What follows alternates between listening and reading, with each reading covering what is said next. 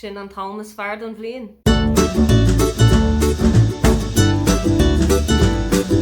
Hi, welcome, come on in. My name is Aoife and today I am taking you through all of the books that I would like to read as part of the Irish Readathon this March. This is one of my favourite readathons of the whole year. Because I have lived away from Ireland for so long, I look forward to this readathon every single year because it gives me a chance to come back home.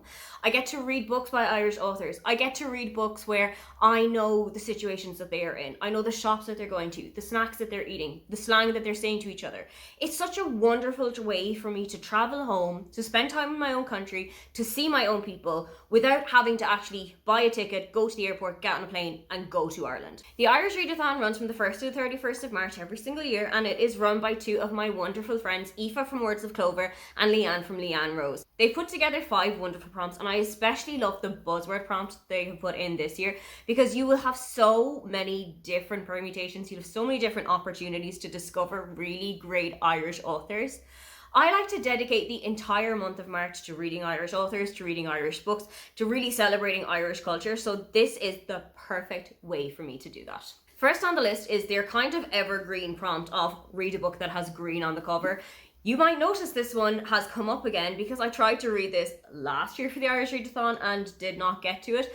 But this is A State of Emergency by Richard Chambers. Richard Chambers is a journalist in Ireland. He works for Virgin Media News, which is one of our big TV stations. He works as a news correspondent there, and quite a lot of his job in 2020 and 2021 was covering the pandemic. This book starts at the very start of March 2020. I think it even begins in February 2020 when whispers of COVID were just coming to people and we had just kind of learned what it was. Now we are 3 years into it. We've lived with it for 3 years. Quite a few of us have gotten it, myself included.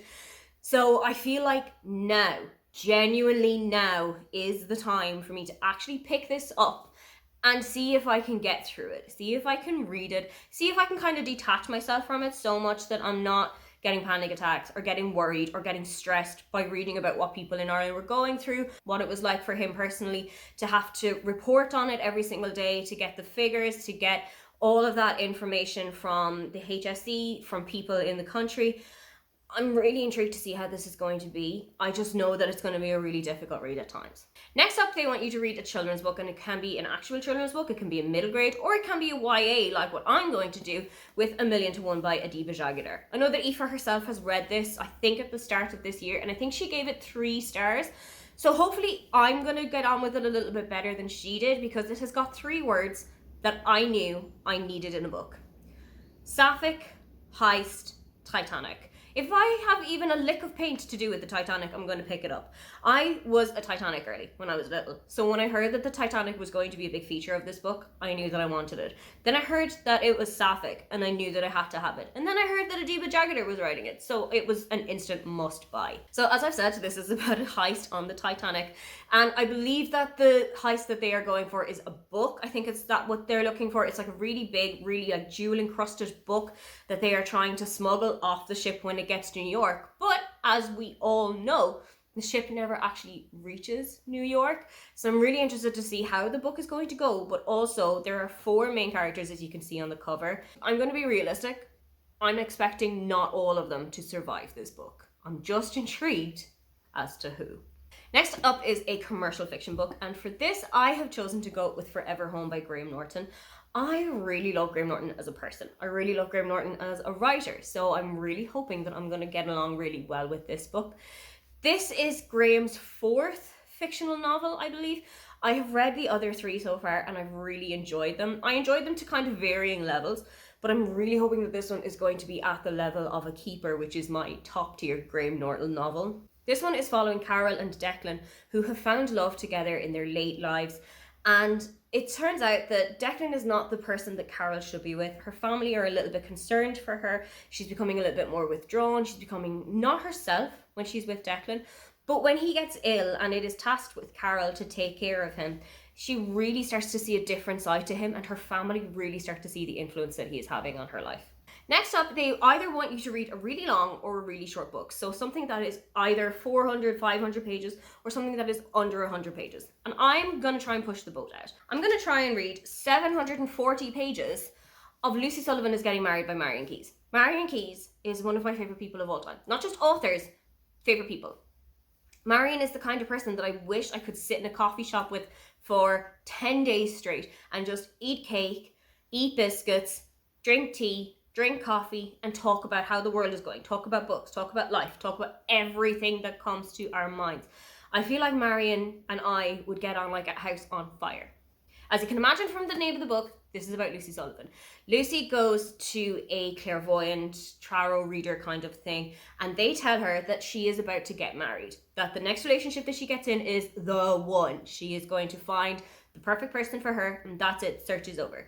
So Lucy takes this and absolutely sprints with it. And so the next date that she goes on, she is convinced that this is the guy for her. So she starts planning the wedding. She starts planning all of the things about it, but she doesn't even have a ring yet. I love Marion. I know that her books tackle very difficult subjects, but they can put a kind of a light-hearted spin on them. They can make them feel very real. They can make them feel very connective. So that is something that I am absolutely certain I'm going to find in the pages of this book, all 740 of them. So onto the buzzwords prompt. Aoife put a picture up on her Instagram a couple of weeks ago on her stories to ask you for some words that came to your mind when you thought about Ireland, when you thought about the Readathon, when you thought about her and Leanne. Everybody obviously got in touch, gave them a couple of words, and these are the ones that they came up with, and then I'm going to tell you what ones that I went for. So the words that they got were pride, home, language, spring, knowledge, friendship, dogs, feminism, and warmth. I went with friendship, but I can also kind of tie in pride into this, and I am going to read All Our Hidden Gifts by Caroline O'Donoghue. This is Caroline's YA debut, and it is about a group of 4 young girls, I think in a school in Cork, which makes sense because Caroline herself is from Cork, and they discover that they have kind of witchy powers. They discover the power of tarot, they discover tarot reading, and when one of their friends goes missing, they try and use these powers to help bring her back. But also I believe that there is a sapphic romance between 2 of the friends that is then carried on into the next book of the series. I got this as a gift from Shannon from 155 Books, and I have been putting it off for the Irish Readathon, specifically for the reason that I knew I wanted to read it in March.